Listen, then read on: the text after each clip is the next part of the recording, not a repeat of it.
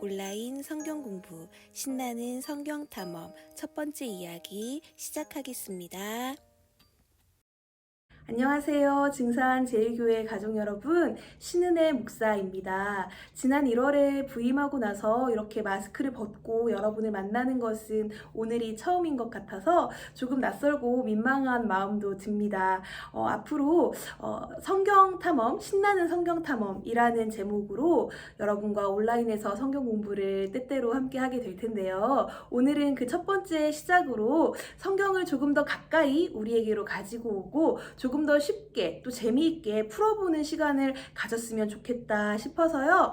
탐험의 시작이라는 소주제를 한번 정해보았습니다. 그래서 무엇을 살펴볼 것인가 하면 앞으로 저와 굉장히 다양한 주제를 가지고 성경의 이야기들을 여행해 볼 텐데 오늘은 여러 가지 다양한 이야기들을 이해하기에 앞서서 성경이 어떤 세계 안에서 쓰여졌는지 그리고 그 세계를 이해하는 것이 우리에게 왜 중요한지 한번 먼저 살펴보는 시간들을 가졌으면 좋겠어요. 자, 우리 이런 이야기 나누기 전에 먼저 성경 말씀 한 절 읽고 시작하도록 하겠습니다. 오늘 같이 읽을 말씀은 디모데후서 3장 16절 말씀입니다. 성경 보고 같이 한번 살펴볼게요. 모든 성경은 하나님의 감동으로 된 것으로 교훈과 책망과 바르게 함과 의로 교육하기에 유익하니. 디모데후서 3장 16절 말씀. 아멘.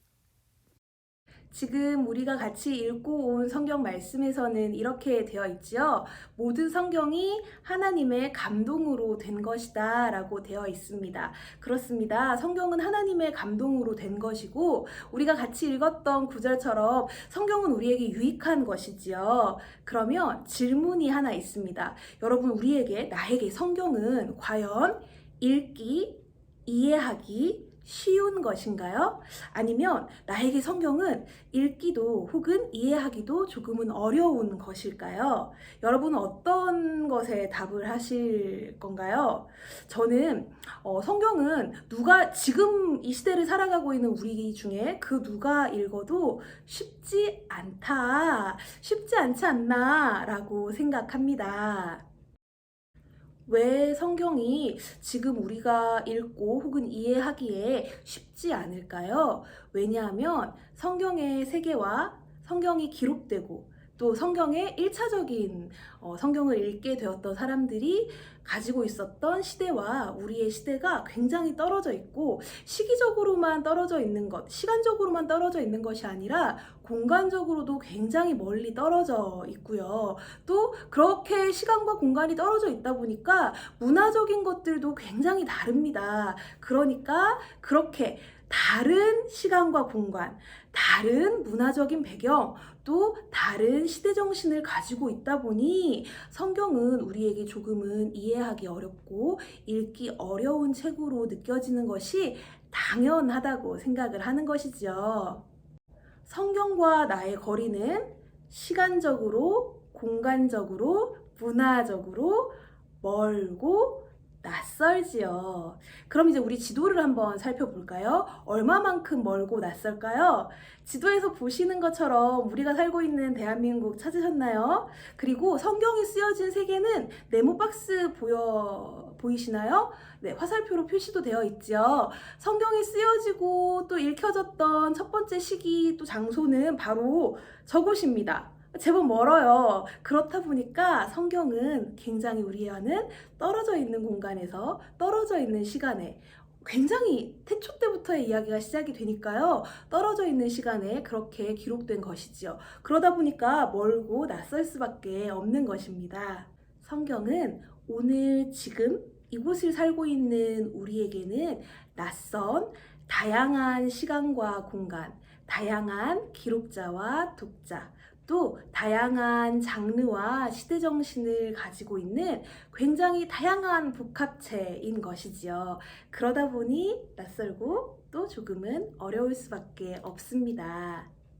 자, 아까 봤던 지도를 다시 한번 보도록 할게요. 저기 네모박스 쳐져 있는 곳, 저곳에서 성경의 이야기들이 쭉 이어져서 이야기가 기록되고 또 이야기가 진행되어 갑니다. 그러면 이것을 조금 더 확대한 그림으로 오늘의 세계 지도 속에서 이 네모박스 쳐져 있는 곳이 어떤 지리적인 공간들인지도 한 번 더 확인을 해보도록 하겠습니다.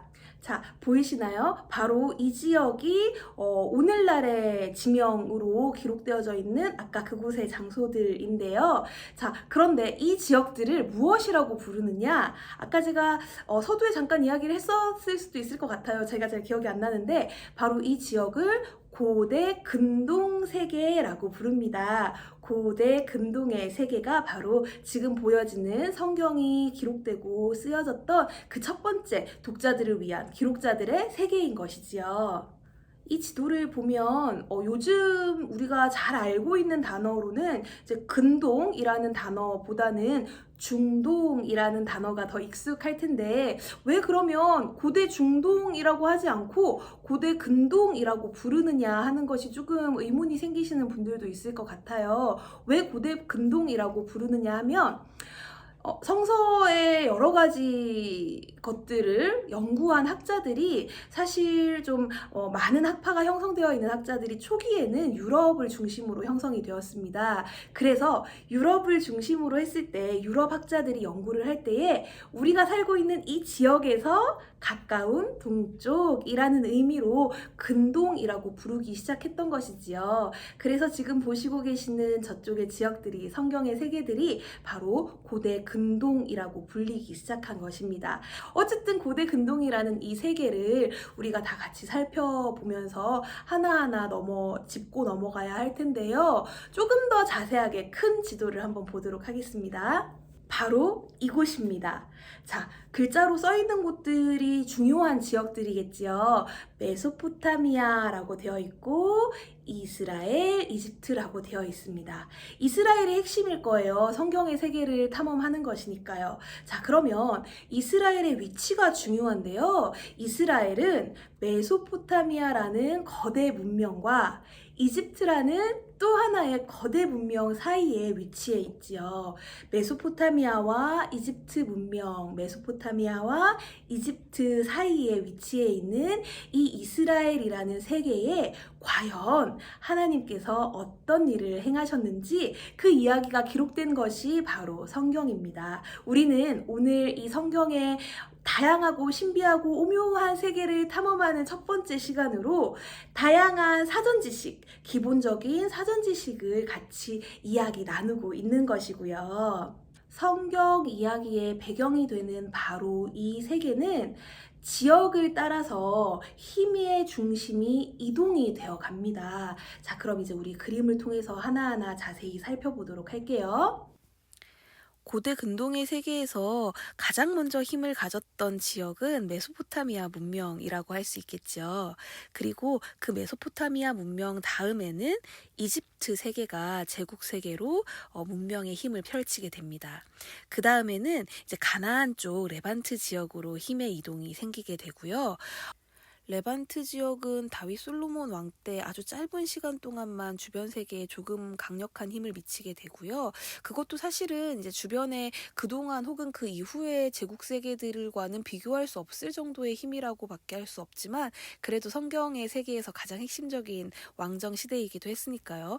그 다음에는 아수르와 바벨론 왕국, 이 왕국은 정말로 강력한 제국적인 힘을 가지게 됩니다. 그리고 곧이어 그 이후에 페르시아 왕국이 속한 메데 지역이고요. 그 다음으로는 이제 힘의 중심이 그리스 지역으로 넘어가고 로마 지역으로 이동되게 됩니다. 헬라 또 로마 제국 시대가 오게 되는 것이지요. 이렇게 살펴보았던 다양한 고대 근동 세계의 제국들 혹은 도시들은 성경에 나오는 여러 이야기들 속에서 상당한 영향력을 가지고 있는데요. 시대를 정확하게 특정할 수 없는 창세기 1장부터 11장까지의 원역사 시대라고 불리는 그 이야기부터 시작해서 족장들의 이야기, 모세의 시대, 또 사사시대, 왕정시대, 포로시대, 그리고 이 그림 도표에는 보이지 않지만 신약의 예수 그리스도의 이야기까지 굉장히 다양하게 또 면밀하게 문화적으로 정치적으로 연결되어 있습니다. 고대 근동 사회가 이스라엘 사회와는 뗄 뗄래야 뗄 수 없는 관계인 이유인 것이지요. 바로 그 세계 안에 이스라엘도 들어있기 때문입니다. 신앙생활을 하면서 우리는 정말 많은 성경 말씀을 설교 시간에도 듣고 또 공부도 하고 지금처럼 이렇게 성경 공부도 우리는 여러 차례 해봤을 것이고요. 성경 통독도 우리는 참 많이 했을 것 같습니다. 다시 우리가 제가 앞에서 했던 질문을 한 번 더 드려보고 싶어요. 성경은 우리에게 이해하기 쉬운, 읽기 쉬운 책인가요? 지금까지 제가 길다면 길고 짧다면 짧은 한 8분 이상, 7, 8분 정도의 시간 동안 설명드린 이야기들을 듣고 나서 어쩌면 더 어렵습니다 라고 말씀하시는 분들이 계실 수도 있을 것 같아요.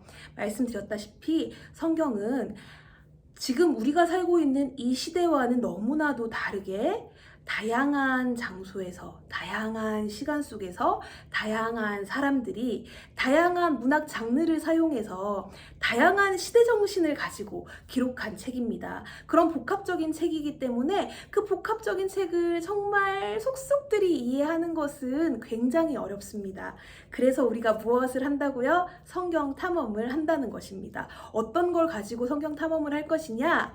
지리적인 관점, 시대적인 관점, 문학적인 관점, 그리고 시대 정신을 읽는 관점에서 성경 탐험을 할 건데요. 먼저 그 시간들을 통해서 우리는 아까 앞에서 살펴봤던 것처럼 고대 근동 사회 속에 커다란 힘의 세력들을 먼저 살펴보려고 해요. 제국이라고 불리는 고대 근동의 제국들을 통해서 이스라엘 사회가 어떤 영향을 주고 받았는지를 살펴보면 성경 속에 나타나는 다양한 이야기들이 조금 더 쉽게, 조금 더 가깝게 이해가 될 수 있을 것 같습니다. 오늘은 그 첫 번째 시간이었어요. 그 첫 번째 시간에 우리는 성경의 기본적인 이해들을 아주 살짝 맛만 보았습니다.